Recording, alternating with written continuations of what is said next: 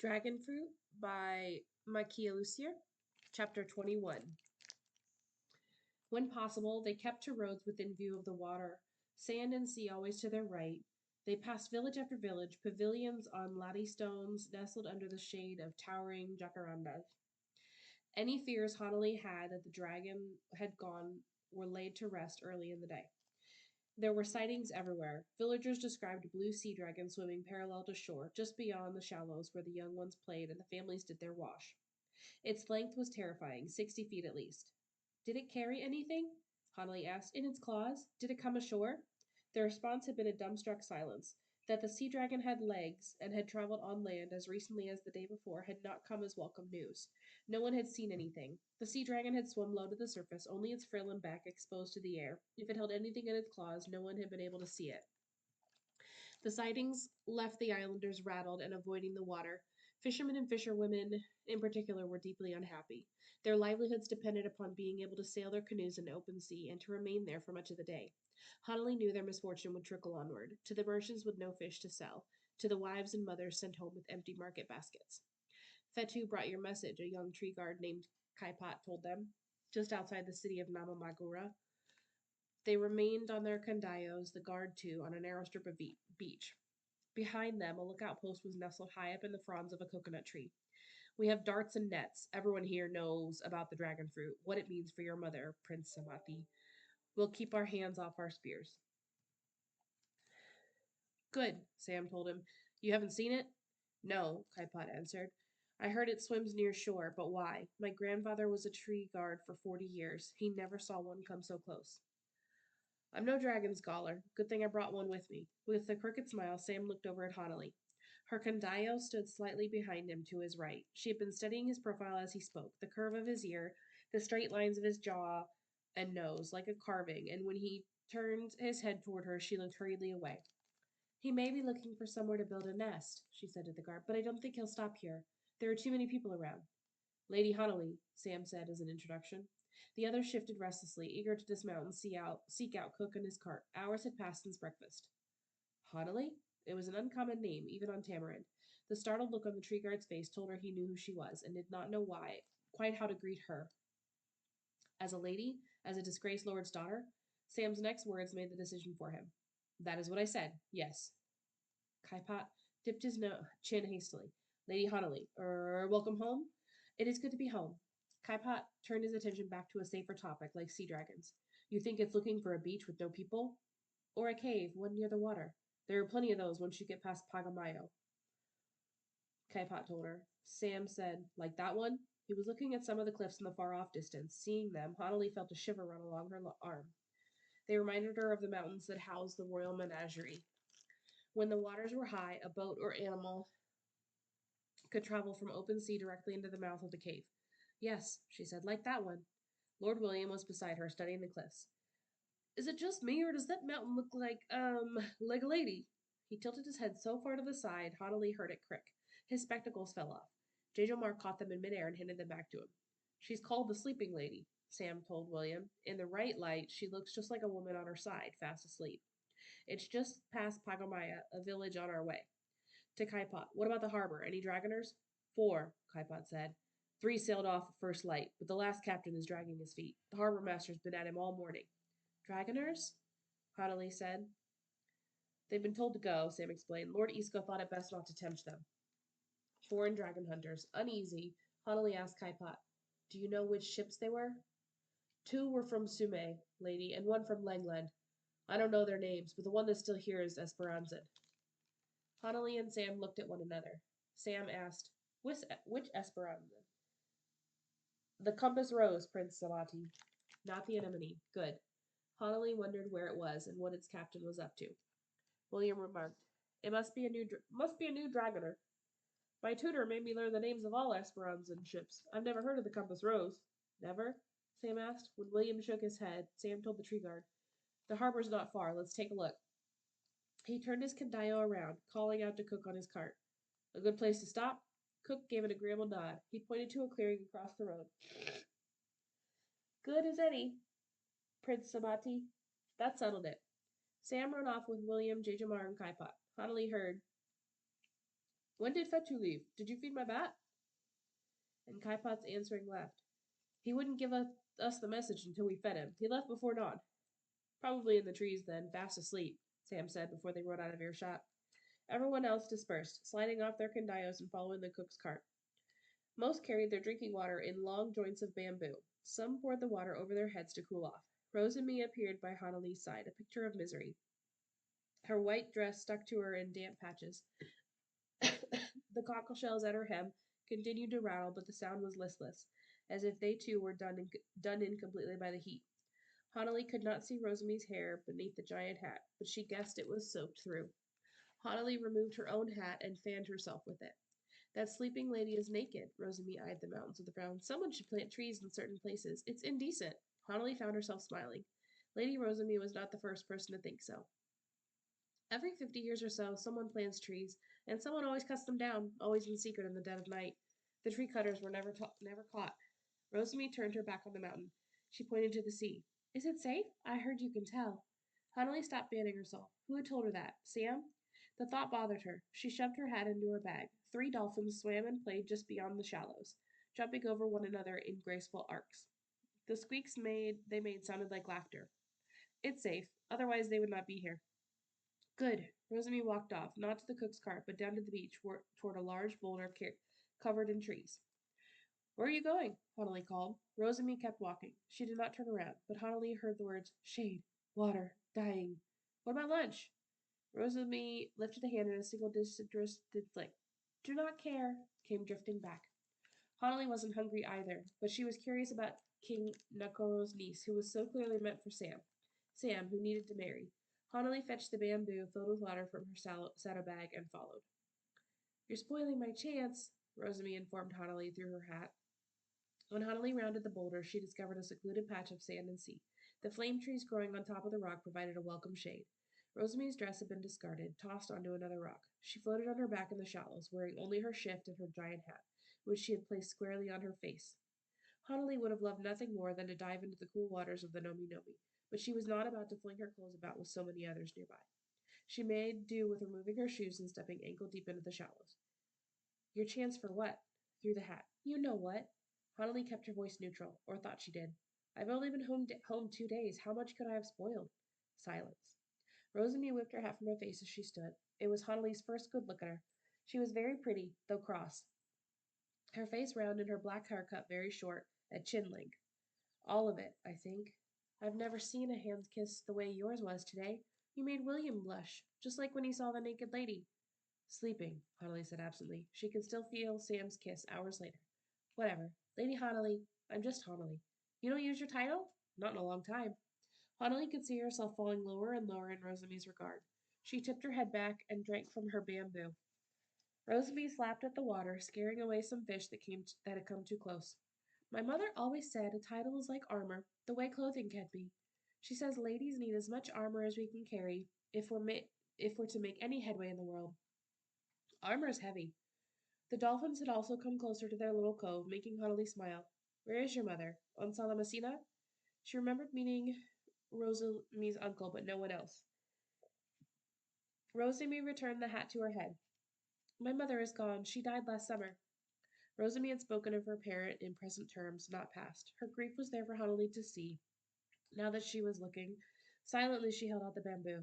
Rosamie came out of the water. She took the bamboo and flopped onto the wet sand by Hanali's feet. After drinking her fill, Rosamie wiped her mouth with the back of her hand. I heard Princess Oleana was like a mother to you. Was she? Yes.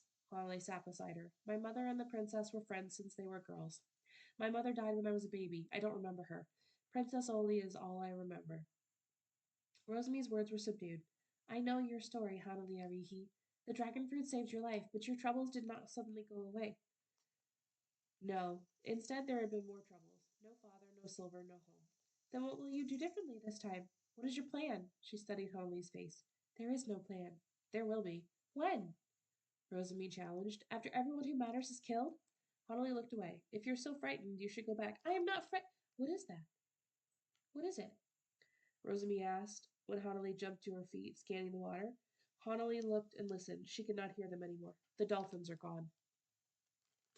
Chapter 22. The compass rose was a dragoner like any other, painted black with a rounded hull. An Esperanzan flag hung limp from its mast. The ship was anchored at the far end of the harbor, past empty floating fishing boats, both large and small. They won't go, the harbor guard told Sam with visible frustration. They say there's a hole in the boat. It needs to be patched. And when it's patched, they say our shipmate has gone to the village. We're waiting on her return. He threw up his hands. We could drag it ourselves, use the big hook. But your Beth's message said to stay out of the water. Are they playing cards? Sam asked as their kandaya ambled their way toward the Campus Rose, which did not look like a ship preparing to depart. A table and chairs had been placed on the dock near the stern. Four dragoners slouched about, tossing cards and coins onto the table. Two others stood nearby with their fishing poles in the water. William brought his kandaya beside Sam. That is brazen. They tried to bribe one of my men into letting them stay, the harbor guard said. I tossed a lot of them in shackles, Prince Samati, but you want them gone. I know you want them gone. I do, Sam said. Let's see what we can do to hurry them along. She could use some air anyway. She? The harbor guard said. Air? Jejamar asked. Sam reached into the pouch in his belt and pulled out the miniature cage. He tossed VT lightly into the open. In the moment it took her to drop to the ground, the spider had grown 5 feet in height and far more in length, 8 legs skittering and scraping along the wooden planks. The startled shouts came from Sam's own party and from the dragoners, who leapt to their feet. Playing cards flew into the air. Fishing poles toppled into the water. Get your captain, Sam ordered. In response, the dragoners scrambled up the ladder to the deck. The ruckus brought more dragoners to the railing, dozens of them. They peered cautiously down at Sam and his party. The queen gave you her spider? Jejamar exclaimed. A little warning, cousin. That is Queen Magalahi's spider? There was awe in William's voice, even as he petulantly moved his kandaya to a safer distance away behind Kaipot. The harbor guard pressed a hand to his chest, as if to calm a galloping heart. Sam did not answer. He watched the dragoners part for one of their own, an islander about Sam's own age, neither tall nor short, dressed in black. Their captain, Sam guessed. He smiled down at Sam and waved. Hello, greetings. That's a big spider. Sam did not return the smile. You've overstayed your welcome and our patience. It's time for you to go. Yes, sure. We have supplies to load. Not many, but as soon as VT, Sam said. The spiderweb shot from his grandmother's marking straight to the side of the ship. VT yanked. The compass rose tilted sharply toward her. Half the dragoners sailed overboard, their cries cut off as they plunged into the water. Those who managed to remain on board grabbed desperately onto the railings and poles until Sam gave the order and VT released her web. The ship righted itself with a great groan. Thumps and curses filled the harbor as the dragoners dragged themselves out of the sea and onto the deck. Behind Sam came the sound of wheezing laughter. He kept his own expression neutral. When the captain reappeared at the railing, hair standing straight up on his head and rubbing an elbow, his smile was nowhere in sight. Sam said, Get your people and go. Yeah, we're going. The captain swung around, then stopped and spun to glare at Sam. Why should you get the eggs? The sea belongs to everybody. Beyond the boundary rocks, it does, Sam acknowledged. Hunt wherever you like there. Here, you are in Tamarindi waters. Every drop belongs to the queen. We'll see. The captain did not say the words out loud. He mouthed it, then turned away and disappeared from view. Sam and his party remained on their kandayos as the dragoners returned dripping wet to their ships. Men, women, a boy aged 14 or 15. The last shouted a string of curses at them, but only after their ship had sailed too far away for retaliation. What a brat, J. Mark commented. Sailing under an Esperanzan flag, William said, red with embarrassment. My apologies, Prince Samati. You're not their keeper, Lord William. A much smaller VT crawled up Sam's leg and back into her cage. Thank you, my dear. He returned her to his pouch and to the harbor guard. Take down the name of the ship. Let's not have them back. No, the harbor guard agreed. I wonder what their captain is like. Worse, if that's the sort of crew he keeps. Sam looked at the compass rose growing smaller in the distance. That wasn't the captain? No. He ate some bad octopus, they said. Never left his cabin. That one, he goes by the name Moa. When Sam returned to the beach, it was to find Hoddley all alone by the shore. Everyone else stayed far back on the road. Most on their kandaya was ready to flee. For in the water, between the shallows and the deep, was a blue sea dragon. Wait, Prince Samati, Liko said, when he would have gone charging across the sand. I don't think she's in any danger. You don't think? Sam glared at Liko, at the rest of his guards. Why are they all just standing there? Katamara placed a hand on Sam's kandaya. Look, young prince, watch. I'm all right, Sam, Honolly called out. She did not turn from the sea, but raised a hand in a backward wave to offer reassurance. Just as a strange thing happened, part of the dragon's frill rose straight up into the air. Sam slid off his condyle, boots landing hard on the ground. Rosamie's voice was hushed. Is it. Did it just wave back at her? Honolly looked over at them, eyes huge, clearly wondering the same thing. Sam watched as she turned back and raised her other arm. The dragon's frill rose again. It rose when her arm went up and dropped when her arm came down. Honolly raised both arms. Two sections of frill rose. Katamara, Sam asked, his voice unsteady. What am I looking at? It looks like your lady has made a new friend. We heard a scream, Liko said, subdued, and saw Lady Rosamie running from that rock over there. It scared away the dolphins. Rosamie clutched a blanket around her shoulders, knees exposed, feet bare. Her dress had gone missing, but she still wore her hat. And when it saw Lady Hunley, they just stared at each other like they knew one another. Sam thought of the dragon back in the menagerie who had watched Honolly, had seemed to recognize some part of her. Honolly kept both arms raised. She moved them slowly from side to side, like palm fronds waving in a breeze. The sea dragon did the same, frill undulating, and Honolly laughed. Why isn't she afraid? Tejamar asked no one in particular. Sam was terrified enough for the both of them. Take this. He shoved the reins at Bayani and made his way across the sand, slow and cautious. His heart thundered in his ears. Did you see? Honolly asked when he drew up beside her, water lapping in his boots. I saw. Sam touched her back lightly, resisting the urge to grab her and run. Far away, where she would be safe. Hana, that dragon could come out of the water. He isn't going to hurt me. You don't know that for certain. Sam could hear the others behind them, creeping closer. I do know it. The face Honolly turned up to him was smiling, and it was sure. She took his hand, startling him, and yanked it straight up in the air. Every bit of frill snapped upward in response, making her laugh. I think he remembers me from little Kamala. He knows I tried to warn him. This dragon was playful, Sam conceded, like a child, nothing like the 50 sober sea dragons back at the menagerie. Because this one was free, his conscience told him, and the others were not. I've been waiting for him to show his claws. Honolly looked down at their entwined fingers and dropped his hand hastily. Do you think he's holding the eggs? Wait, she said, stopping for a breath. Let me try this. And she somersaulted across the sand twice. The sea dragon dove into the water, disappearing momentarily before shooting straight up in the air. It spun twice before falling back into the waves. Fast, but long enough for everyone to see that its claws held nothing. Instead, two bright pink eggs were visible from a center pouch. A collective gasp rose behind them. Sam felt as if the air had been kicked out of his lungs. He has them. Honolly looked as stunned as he felt. He's a marsupial. Like a kangaroo? Sam's voice drifted over, baffled. The pouch, Honolly said. That's how he's been carrying them. I've never seen a pouch on a sea dragon before. Not one, but two dragon fruit, and they were so close.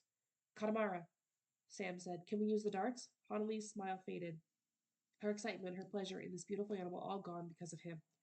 No, Katamara came to stand beside him. We could hit the eggs. Too dangerous. Frustrated, Sam said, Then we have to follow. Take them once they're in a nest. He glanced sideways at Honolly, as if there were any another way, I would do it. I forgot, Honolly said, stricken. For a moment, I forgot why we're here. You never forget. She's my mother. The sea dragon watched and waited, head tilting one way and the next.